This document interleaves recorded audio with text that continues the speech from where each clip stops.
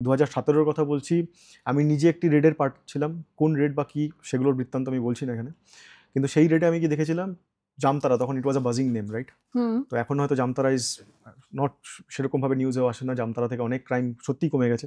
আমরা সেরকম একটা রেডে গেছিলাম। গিয়ে দেখেছিলাম যে ১ম বেনামি অ্যাকাউন্টের সঙ্গে আমি এট লিস্ট কাউন্টার করছিলাম। মানে আমার ইন্ট্রোডাকশন হচ্ছিল বেনামি অ্যাকাউন্ট কিরকম হতে পারে। আচ্ছা। তো আমরা একটা অ্যাকাউন্টকে অবজার্ভ করছিলাম ১ম ১৫ থেকে ১৭ দিন ধরে, যে তার কিরকম কি অ্যাক্টিভিটিস আছে, কোথা থেকে উইথড্রল হচ্ছে, কি হচ্ছে।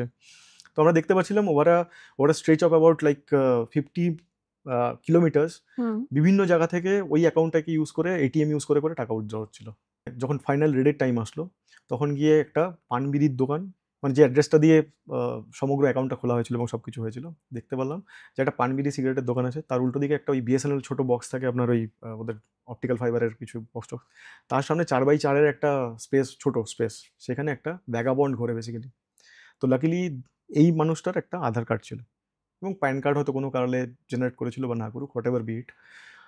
তার ওই আধার কার্ডের এগেইনস্টে একটা অ্যাকাউন্ট তৈরি হয়েছিল। সেই অ্যাকাউন্টকে মানে ভরসা করে এতগুলো ক্রাইম হচ্ছিল এবং ওই যে অ্যাকাউন্ট ছিল সেখানে লাখ, লাখ টাকার ট্রান্সেকশন হচ্ছিল।